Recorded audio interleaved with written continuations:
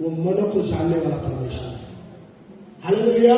वो आपके मनों को जानता है कि आप कितने मन से प्रभु की आराधना करते हो, कितने मन से किसी को क्षमा करते हो, कितने मन से उसको ढूंढते हो। जो ढूंढेंगे वो पाएंगे।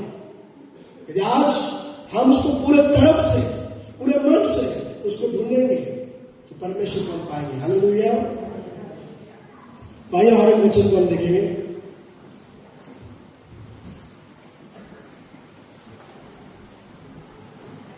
यिर्मयाह की किताब इसका 17 अध्याय और 9 वचन। यिर्मयाह 17 का 9।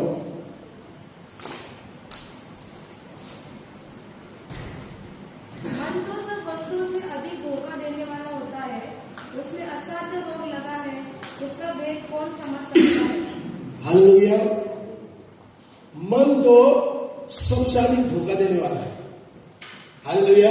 आपको लगता है कि धोखेदार मेरा पड़ोसी है, धोखेदार मेरा ये, धोखेदार मेरा है, लेकिन धोखेदार सबसे अगर बड़ा खून है तो अपना मन है। इसीलिए उस धोखेदार की सबसे पहले चौकसी करना है। हालेलुया। क्योंकि मन क्या लिखा आगे उसमें, पहले से पढ़िए, मन तो सब वस्तुओं से अधिक धोखा, सब वस्तुओं से अधिक धोखादायक है, उसमें असाध्य रोग लगा है। उसमें असाध्य रोग लगा है। मन में क्या लगा है? असाध्य रोग। कई लोगों के जीवन में आज बीमारी क्यों मालूम है, रोग क्यों है, समस्या क्यों है, फाइनेंस में क्यों जूझ रहे हैं, अलग अलग चीजों में, कोई भी चीज हो, कोई भी क्षेत्र में आप क्यों जूझ रहे हो? क्योंकि मन या असाध्य रोगों से भर पड़ा है। मन की हीलिंग नहीं हुई आज भी, हृदय की हीलिंग पूर्णता से हुई, इसलिए आज भी कमर दुखता है, पैर दुखता है, सर दुखता है, ये दुखता है। कुछ डॉक्टर के पास चाहिए पर कुछ नहीं मिलेगा रिपोर्ट में। लेकिन जब परमेश्वर के पास रिपोर्ट चेक किया जाता है ना हृदय का, उसमें बीमारी मिलती है। किसके मन में किसके प्रति घृणा है। हालेलुया। मैं आपको एक गवाही बताना चाहता हूँ। ये गवाही मैंने पहले भी बांटा है। जब मैं औरंगाबाद में था और औरंगाबाद में एक बड़ा राम बाबू का मीटिंग हमने 3 दिन का ऑर्गेनाइज किया था और वहां पर फॉलोअप, हमने लोगों को फॉलोअप लेने का शुरू किया था। तो अलग अलग लोग अन्य अन्य जातियों से उस मीटिंग को आए। तो एक लेडीज थी, ये गवाही काफी लोगों ने सुना, लेकिन कई लोगों को मैं बताना चाहता हूँ इस गवाही के द्वारा। एक महिला थी, उसका छोटा बेटा करीबन 12 साल का था और वो लेडीज अकेली थी, उसका पति उसको छोड़कर चला गया था।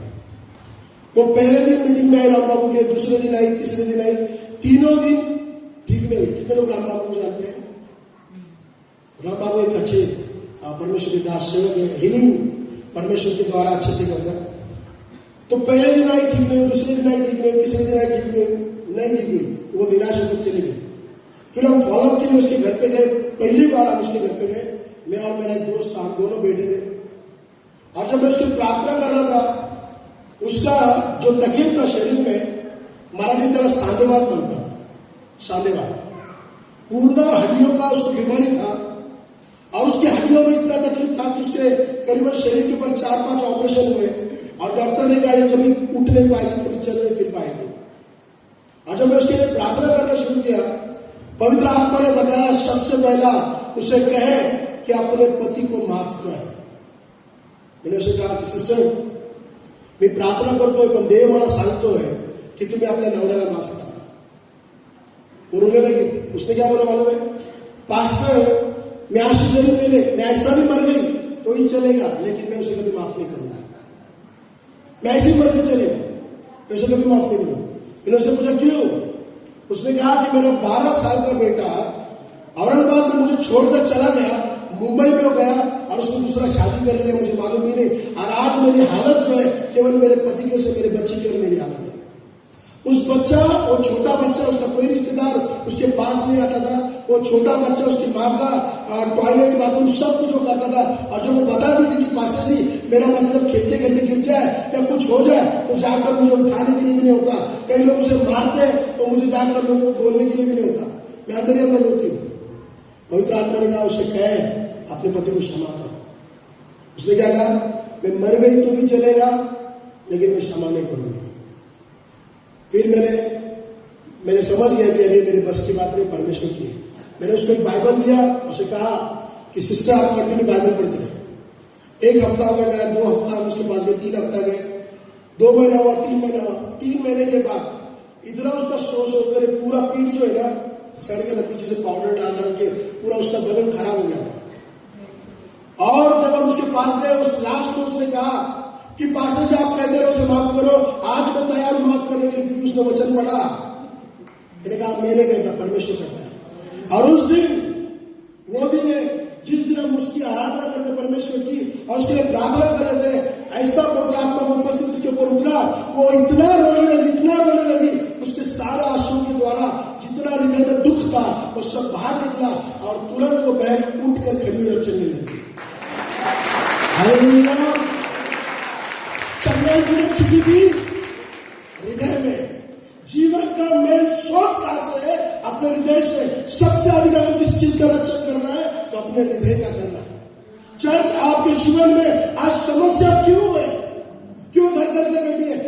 सबसे पहले हमें हमारे हृदय को जांचना है, क्या मेरा परमेश्वर के साथ संबंध या मेरा मनुष्य के साथ संबंध ठीक है या नहीं।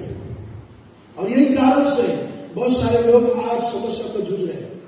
इसलिए चर्च परमेश्वर को वचन कहता है भजन संहिता में कि आनंदित मन हड्डियों को मजबूत करता है और दुखी मन क्या करता है? हड्डियों को जिरा देता है। हालेलुया। क्या करता है? खोखला कर देता है। थैंक यू भाई। हड्डियों को खोखला करता है। हड्डियां कितनी मजबूत होती है, लेकिन दुखी मन हड्डियों को खोखला करता है। इसलिए चर्च, इसलिए प्रभु का वचन पौलुस कहता है सदा आनंदित रहो। फिर से कहता हूं आनंदित रहो। हर बार तुम्हें परमेश्वर को धन्यवाद दो। आप दुख से भी जानो, धन्यवाद दो। हालेलुया। लेकिन हमारा जो मन है, कभी कभार शैतान हमारे जीवन में निराशा लाने की कोशिश करता है, कभी कभार हमें डिस्टर्ब करने की कोशिश करता है। हालेलुया। कुछ चीज कारण से सेमिनार में आने के बाद कुछ चीज से शैतान ने मुझे निराशा में डाल दिया और मैं काफी निराश हुआ मेरे अंदर। और फिर मैंने बिशप सर से बात किया, कई थोड़ा सा जो अंदर भड़ास थी वो मैंने बात किया। एक अच्छे दास और एक अच्छा अगुआ इस नाते से उन्होंने मुझे जो अगुवाई की, तुरंत मैं समझ गया कि ये मेरी गलती है, मैं परमेश्वर का दास हूं और ये मुझे शोभा नहीं देता। तुरंत उन चीज को मैंने निकाला और आज प्रभु को धन्यवाद देता हूं कि आज परमेश्वर की महिमा को हम देखेंगे। हालेलुया। बहुत सारे समय हमारे स्वभाव से, हमारे चरित्र से हमारा नुकसान होता है। अनॉइंटिंग यहां तक आती है लेकिन ऊपर में आना, अंदर में आना शुरू होती है, क्योंकि अंदर ऑलरेडी कुछ भरा है, अंदर ऑलरेडी कोई तो बैठा है। मेरा दिल बने तेरा सियासत, लेकिन ऑलरेडी कोई तो सियासत पर बैठा है। कौन है? हालेलुया।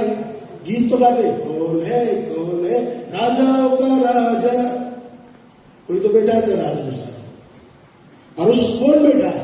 गुस्सा, नफरत, कड़वाहट जो सियासत पर बैठा है, उसे लात मार के निकालो, क्योंकि आज आपके दिल में राज्य करने के लिए परमेश्वर राजाओं का राजा उतरेगा। उसे उस स्थान पर हमें बिठाना है, क्योंकि परमेश्वर जब हमारे दिलों पर राज्य करेगा, उसका राज्य ना अमेरिका, ना यूएसए, ना हांगकांग, ना किधर आएगा, उसका राज्य तुम्हारे बीच में आएगा। हालेलुया। उसका राज्य आपके अंदर उतरेगा। फिर प्रकटीकरण प्रकाशित वाक्य में लिखता है, पौलुस यूहन्ना कहता है कि मैंने मेमने का सिंहासन देखा और परमेश्वर का सिंहासन देखा, पवित्र आत्मा का सिंहासन नहीं देखा। किधर है उसका सिंहासन?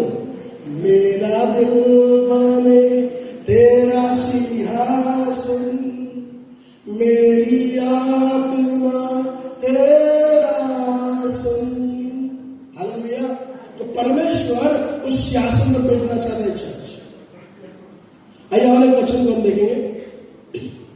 लूका की किताब इसका 6 अध्याय और 45।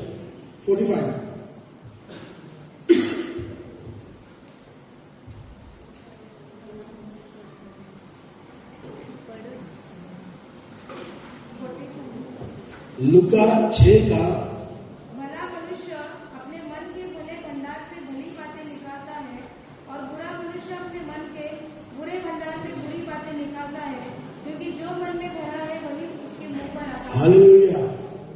प्रभु यीशु मसीह ने ऐसा हवा में तीर मार के नहीं बोला, बहुत अनुभव से बोला, भला मनुष्य। यदि आप भले हो, सब लोग कहें भला मनुष्य। यदि आप भले हो तो अपने भले भंडार से, क्योंकि भले मनुष्य के पास भला ही भंडार होगा, और अपने भले भंडार से भली चीजों को ही निकालेगा। हालेलुया। और दुष्ट मनुष्य क्या करेगा? अपने दुष्ट भंडार से दुष्ट चीजों को ही निकालेगा, क्योंकि जो अंतःकरण में भरा पड़ा है वो जुबान से बाहर आएगा। हालेलुया। अंतःकरण में जो हृदय में भरा पड़ा है वो कहां से बाहर आएगा? युद्ध कहां से आएगा? आवाज कहां से आएगा? अरे बोला तोड़ा नहीं, जरा तोड़ने तो बोला जुबान से। हाँ, जो हृदय में भरा पड़ा है वो जुबान से बाहर आएगा। हम क्या करते हैं?